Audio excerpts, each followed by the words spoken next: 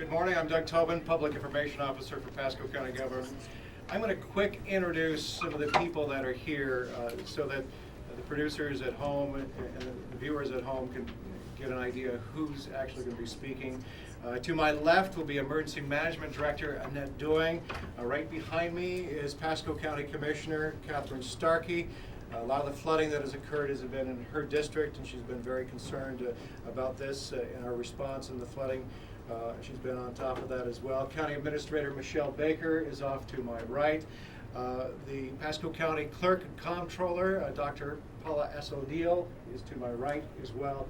And to my far right over there is Public Works Director Mike Garrett, and we have Assistant Chief with Pasco Fire Rescue, Ms. Holland as well, is here. So for that, I'm going to turn it over to Emergency Management Director Annette Doing.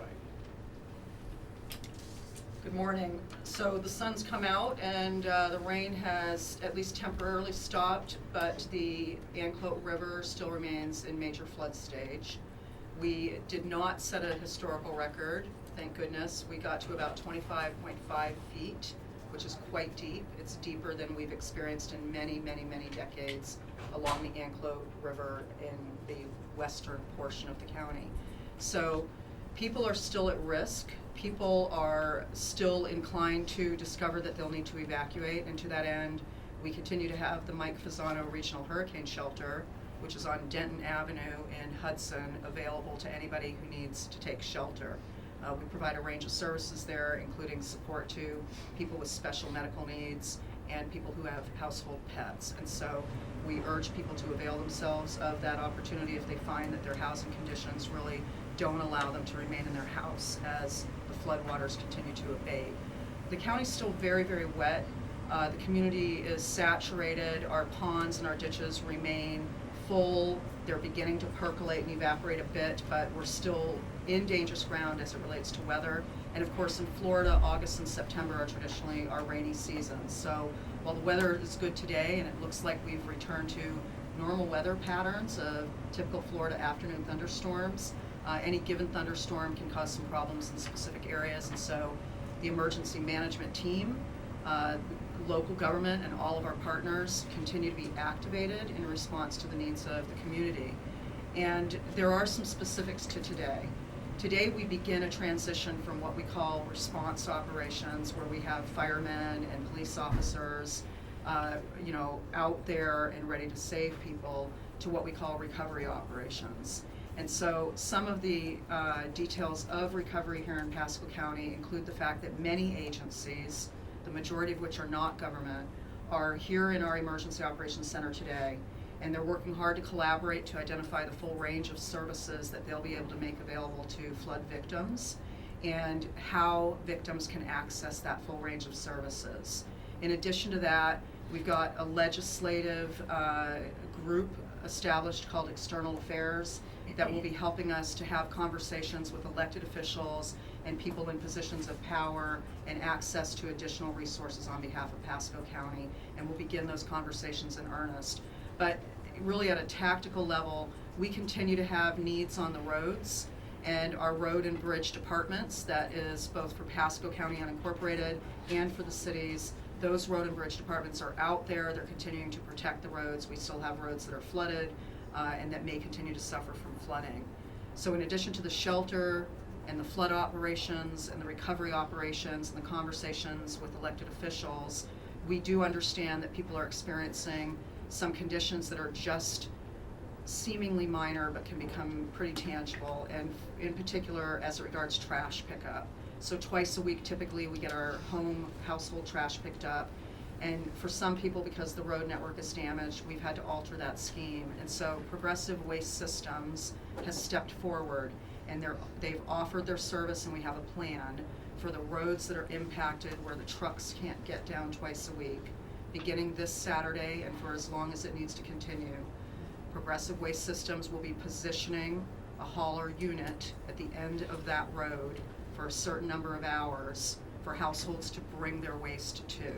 And we'll improve that system as we learn from the citizens how that system is or is not meeting their needs, to identify which roads are being served in that way at what time on Saturday for at least a few hours, people should go to the Pasco County website where there's a map and a schedule posted. In addition to going to the PascoCountyFL.net website, they can call our customer service or resident information center hotline, which is 727-847-2411. United Way's 211 system continues to offer access to services 24 hours a day, and they have been gifted with a approximately $10,000 fund to help begin people's recovery. In addition to that, we have identified that roads are coming out of water. We've identified that the shelter remains something that's in need. We've seen the population at the shelter drop. There's about 20-25 people still out there. None of them have pets. A couple of them have special needs. Our sandbag locations continue to be where they are, 7 locations, and those sandbags remain available to people. Everything seems to be working with water and wastewater, but we know that we have neighborhoods whose wells may be contaminated. And to that end, we're extending to those particular properties that have been impacted, that have drinking water wells, the availability of a service through our environmental labs here in Pasco County at the West Government Center, the ability to come in and have your well water tested. It's normally a $7 fee. That fee will be waived if you've been impacted. We've provided our environmental labs with a list of roads that we believe are impacted and which have wells. So they'll be comparing your ID, your physical address to the list of roads. But that doesn't mean that we know everybody that's been impacted. Certainly if you've been impacted and you're not on the list, that's a conversation that you can have with environmental labs about having your well tested. In addition to that, we had deployed some portalets out to the Bass Lake area. Last Friday, yesterday, those portalets went underwater because Bass Lake is like a big bowl and it's continued to fill up.